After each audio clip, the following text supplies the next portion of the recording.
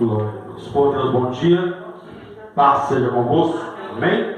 Glória a Deus. Pegue na sua mão a sua Bíblia, em nome de Jesus. Abra no livro do profeta Ezequiel.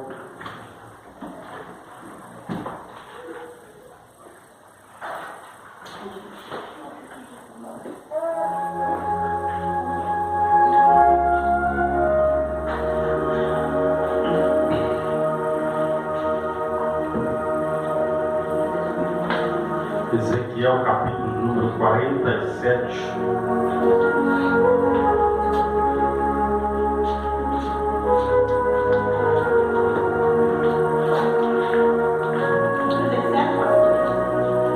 Ezequiel 47.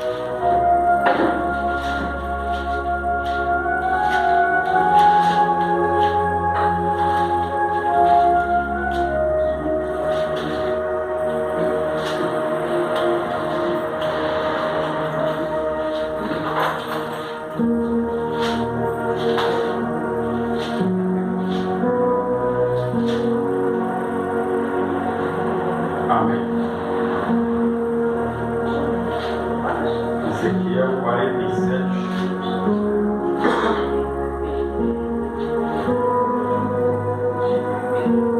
Amém. Diz assim: depois disso, o homem me fez voltar à entrada do templo, e eis que saíam águas de debaixo do limiar do templo, para o oriente e para a face da casa que dava para o oriente. E as águas vinham de debaixo do lado direito da casa, do lado sul do altar.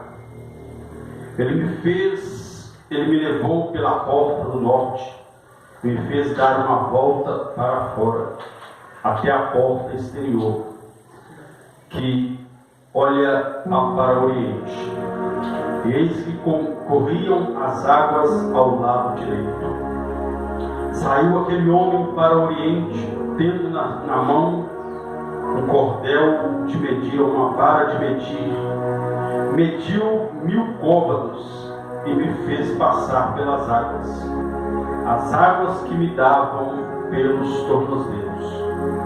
Mediu mais 1000 e me fez passar pelas águas, e as águas me davam pelos joelhos. Mediu mais 1000 e me fez passar pelas águas, as águas que me davam pelos lombos.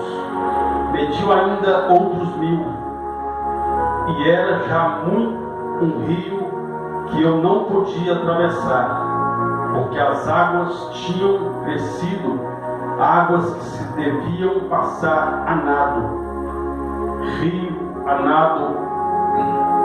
rio pelo qual não se podia passar. Amém? Pode se sentar.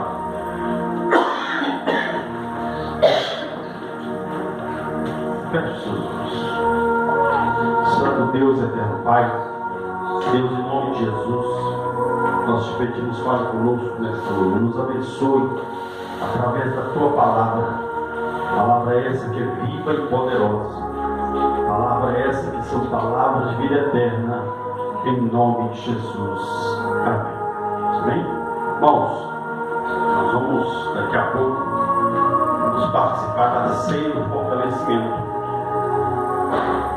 onde nós, todo último domingo do mês, nós realizamos a ceia do fortalecimento, baseado na passagem onde o profeta Elias foi fortalecido pelo Senhor,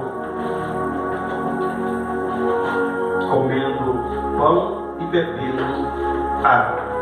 Então Deus fortaleceu Elias com um pedaço de pão e uma gotinha de água. E esta água simboliza a presença do Espírito Santo. E este pão é o próprio Jesus, que ele disse que ele é o pão vivo que desceu do céu. Então a nossa força vem do Senhor, está no Senhor e sempre será no Senhor. Paulo diz: fortalecei-vos no Senhor e na força do seu poder. Nós vemos aqui um texto que vem nos falar um pouco da nossa vida, da nossa caminhada com o Senhor, e o que Deus requer de nós. A Bíblia Bíblia nos mostra que Deus levanta o profeta Ezequiel no período, onde o povo se encontrava cativo, se necessário 70 anos cativos. Deus levanta o profeta no meio desse povo. E a Bíblia nos mostra então que Deus começa a dar visões para o profeta Ezequiel. E numa dessas visões, Deus mostra para Ezequiel um homem, a saber, um anjo. Era um anjo nessa visão. E a Bíblia fala que ele tinha um aspecto de prata reluzente. Ou seja, o texto ele fala de um homem. Mas quando nós temos em alguns textos da Bíblia, ele fala que Deus leva ele a um local, e quando aparece para em questão ao homem, está falando de um próprio anjo de Deus. E a Bíblia fala que este anjo, ele tinha uma vara na sua mão, ele tinha um cordel, ou seja, algo para medir. E a Bíblia diz então que Deus leva ele, até a entrada do templo, este homem. E a Bíblia diz então que ele começa a observar. Ele começa a observar, e nessa visão ele avistou um rio cujas águas saíam debaixo do trono de Deus, debaixo do altar de Deus. A Bíblia diz então que naquela visão o anjo com esta vara ele começa a medir, porque o intento desse anjo é que Ezequiel atravessasse este rio. Ou seja, assim a nossa caminhada, Deus nos fez para, romper, para avançar. E quando nós vemos esse texto, como eu já disse, ele nos fala um pouco da nossa caminhada, porque a Bíblia diz que este anjo, então, ele mede ali 1000 côvados.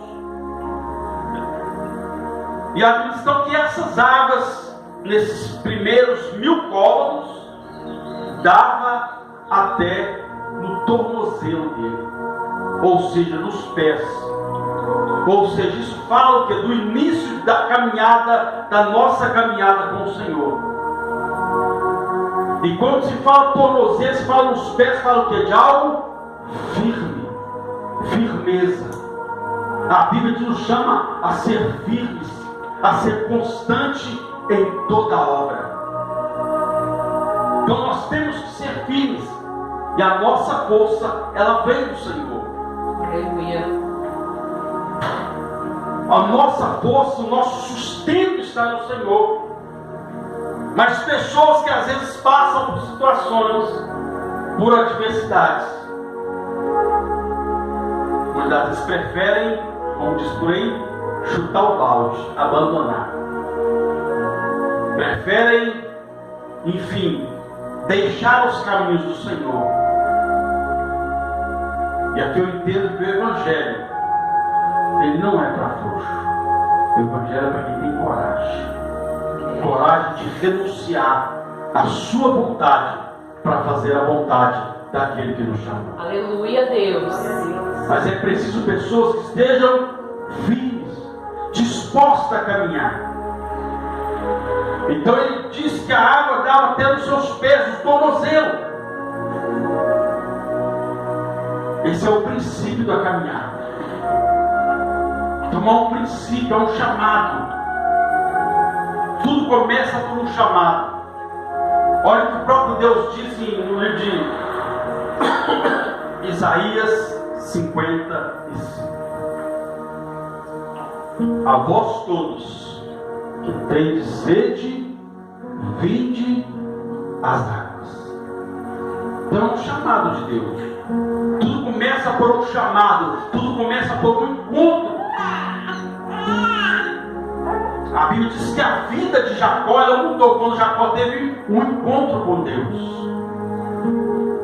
A caminhada dele começou quando ele teve um encontro com Deus. O apóstolo Paulo, ele foi o maior fundador de igrejas Testamento. Mas tudo isso começou com um encontro. No caminho, na estrada que ia para Damasco, Paulo teve encontro com o Senhor. Aleluia. E ali então, a sua trajetória, ela começou. Então tudo começa por um encontro. A nossa caminhada começa por um encontro com o Senhor. A Bíblia diz que Pedro estava lá pescando, estava lá, enfim, no seu ofício, no seu trabalho. A Bíblia diz que Jesus então chega e olha para Pedro e diz: olha, a partir de hoje, você não vai ser mais pescador de almas, de peixes. Você vai ser pescador de almas, pescador de homens. Chamado para Pedro, ou seja, o encontro aconteceu. Então, na nossa vida, tudo começa com um encontro. A Bíblia diz então que esse anjo, então, ele pega aquela vara, aquele cordel e mede mais 1000 corpos. E as águas então davam até nos joelhos. Dava onde? Joelhos. Onde? Joelhos. É aqui que começamos a ver as maravilhas de Deus acontecer. Quando nós entendemos que o milagre, a bênção de Deus passa pelos joelhos. A autoridade que Deus reveste o crente passa pelos joelhos. Vida de oração. A pessoa, ela tem um encontro com Deus, ela tem um encontro com o Senhor, ela tem o primeiro contato com o Senhor, ela tem os seus primeiros passos, os seus primeiros passos na caminhada com o Senhor, e ela diz: eu me encontrei com o Senhor. Ela até no popular diz: hoje eu sou crente, hoje eu vou na igreja, hoje eu frequento a casa de Deus. Mas até agora eu não vi nada acontecer. Está faltando o joelho. Está faltando o joelho. A Bíblia diz que as águas davam nos seus joelhos. Oração. Oração. Então tem que haver oração. A vida, a nossa vida, o nosso fortalecimento espiritual, ele passa pelo campo da oração. O nosso socorro passa pelo campo da oração.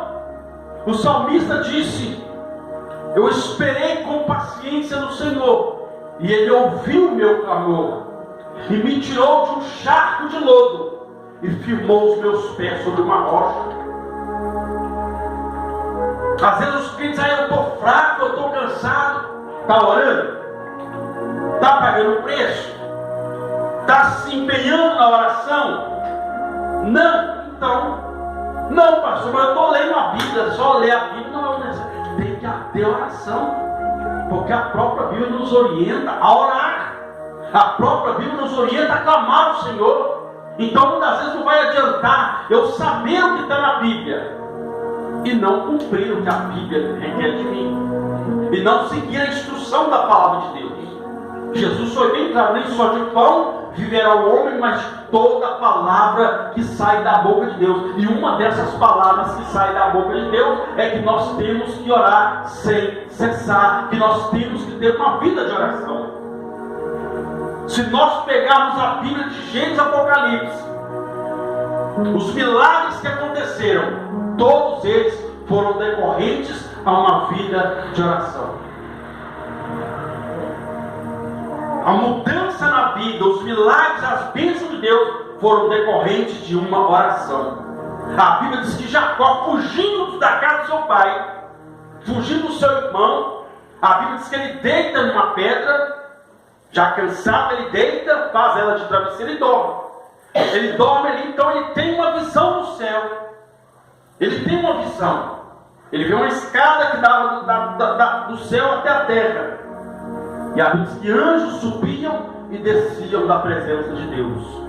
Ou seja, no campo da oração, se você ora, é anjo subindo, é anjo descendo, trazendo a bênção de Deus para a sua vida. Aleluia, Deus. É você contemplando o céu aberto. aberto. A Bíblia diz então que ali então ele faz um voto com o Senhor. Ele diz: Senhor, ele tinha um azeite, uma botija de azeite, e azeite naquela época era como se fosse ouro. Ele pega aquele ali e derrama sobre aquela pedra e faz um voto: Senhor,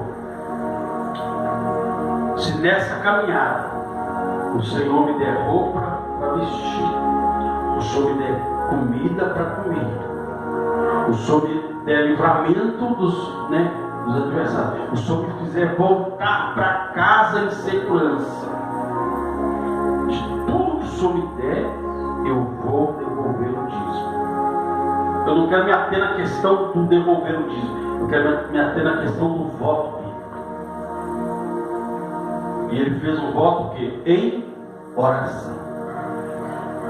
E a partir dessa oração, Deus começou a mover na vida de Jacó, a ponto de ele parar na casa do seu tio chamado Labão. Labão tinha as mesmas características de Jacó, já era de família, ele gostava de passar a perna nas pessoas. Então a Bíblia diz que ali Jacó se enamora, Jacó fica apaixonado pela filha dele. Ele diz: olha, você quer casar com ela? Ele diz: quero. Raquel, quer casar com ela? Quero. Então tá bom, então aqui tem que trabalhar. Ele faz um voto, ele trabalha 7 anos para casar com Raquel. A Bíblia diz que ele casa, que ele trabalha 7 anos. No dia do casamento, o que Deus fez? Vem aqui, ó. Você vai casar com a minha filha. Toma uma aqui. A Bíblia diz que ele se embriagou. Se embriagou. De repente, casou, já estava mamado. Na hora da noite de núpcias, lá vai ele. De repente, quando ele acorda de manhã, que ele olha para o lado, meu Deus, imagina eu. Ontem à noite era uma princesa, hoje é uma bruxa.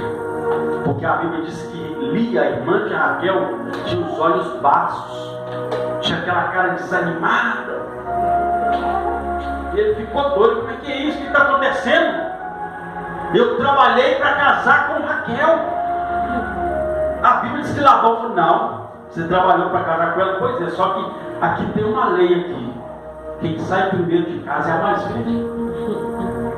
Enganou ele.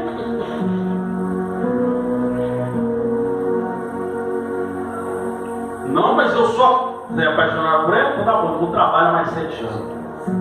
Ele trabalha mais 7 anos pelo amor de Raquel. A Bíblia diz então que o tio dele viu que ele estava crescendo. A Bíblia diz então que num certo dia o tio dele quis mais uma vez enganar ele. Só que aí Deus entrou no negócio. Aleluia, Deus. A Bíblia diz: ó, você está trabalhando aqui, então você me fala o seu salário que eu vou te pagar. Eu tenho que as ovelhas, vamos fazer um negócio. As ovelhas que nascerem listrada é sua, as que nascerem branquinho, tudo é minha. Jacó, está feito. Olha a estratégia que Deus deu para Jacó. Jacó foi lá no meio do bambuzal, pegou umas varas de bambu, descascou elas e colocou na fonte das águas. Na fonte o quê? Das águas. Quando o animal ia beber, ele olhava para aquela vara listrada ali com aquele corte ali que ele tirou a casca. A Bíblia diz que elas começavam a apropriar ali diante daquele lugar ali, e todas saíam listradas, todas saíam de acordo com o que ia para o rebanho de Jacó. Ou seja, Jacó ficou mais rico do que o tio dele. Foi abençoado. Tudo isso por quê? Porque ele orou ao Senhor. Então tudo passa pelo campo da oração. Aleluia.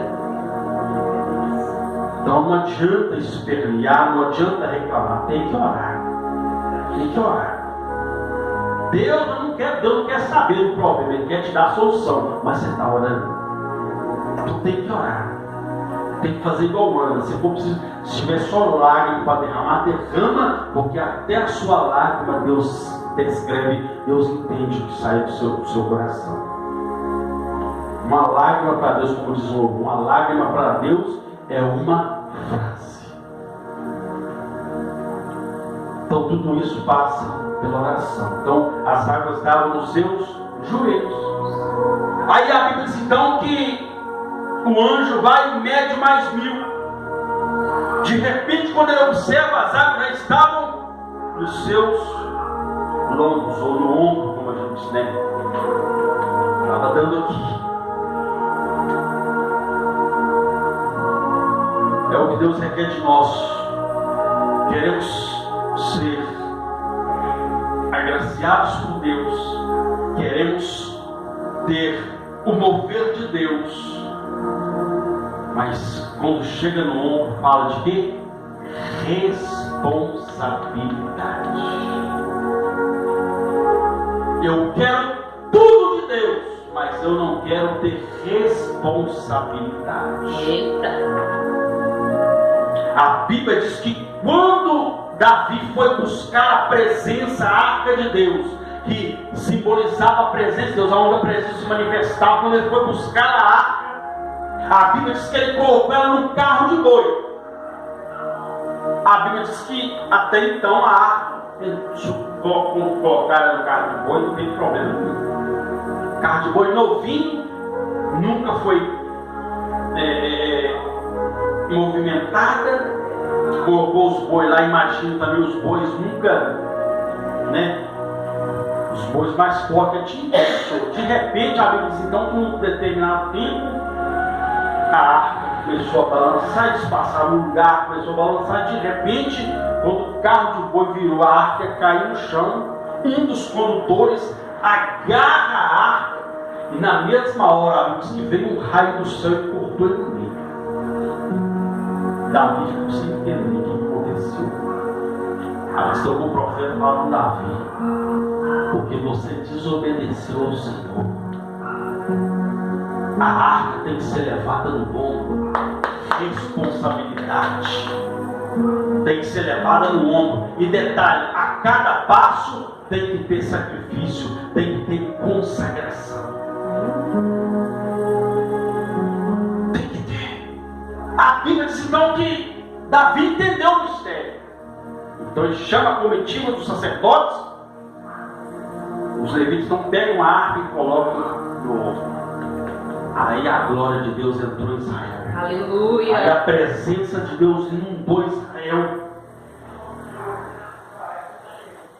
Então fala de quê? Responsabilidade. A Bíblia diz então que quando o anjo mede, chega nos ombros dele. Isso fala o quê? Tem que ter responsabilidade para carregar a presença de Deus. Aonde nós entramos, aonde nós colocamos a planta dos nossos pés, ali não entra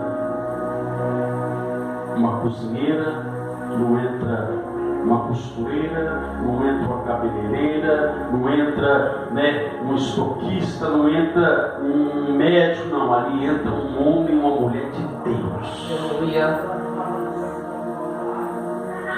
Isso fala de quê? Responsabilidade em carregar o nome do Senhor. A Bíblia diz: bendito que vem em nome do Senhor. Ou seja, aonde você entra, a bênção de Deus entra junto. Aleluia. Glória a Deus. Obrigada. Mas para isso, responsabilidade. Aleluia, Jesus. Aí a Bíblia diz que o anjo então mede mais 1000. Quando ele mede mais 1000, a Bíblia diz que as águas já não podia mais passar andando. Enquanto estava no pé, tudo bem. Quando estava nos joelhos, tudo bem, dava para continuar. Eu nunca fui em praia, os irmãos aqui já foram. Quando estava nos ombros, ainda dava para ir. Mas chegou um ponto que agora não dá mais para atravessar, agora tem que ser nadando. Tem que ser nadando. Tem que mergulhar nas águas, tem que se aprofundar nas águas. Isso fala de quê? Você já viu alguém? Imagine eu, ou caiu. hoje eu estou com um paletó 2. Aí eu vou na praia,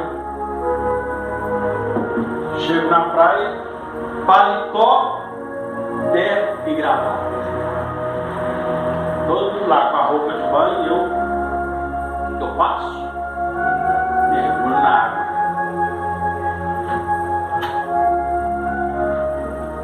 Vai me atrapalhar essa roupa? Vai. Vai ou não vai? Vai me atrapalhar. Até esses nadadores aí, eles colocam apenas o quê? A sunga lá e uma touca. Você não vê um nadador nadar, né? Esse nadador de corrida mesmo de natação. Você não vê ele nadar com aquele negócio de oxigênio nas costas.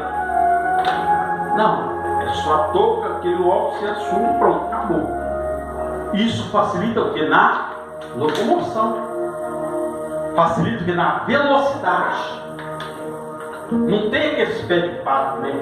Daqueles nadadores que vai. Não tem. Ou seja, aí eu chego lá, ele vai me atrapalhar. Então eu preciso fazer o quê? Girar. Levar para a água, para o meu nado, para minha natação, só o que for necessário. Então algumas coisas eu tenho que deixar para trás. Isso fala aqui de renúncia. Renúncia. A pessoa quer afundar nos rios de Deus, quer ser, né, aquela maravilha, quer ver o extraordinário sobrenatural de Deus, porém não quer renunciar.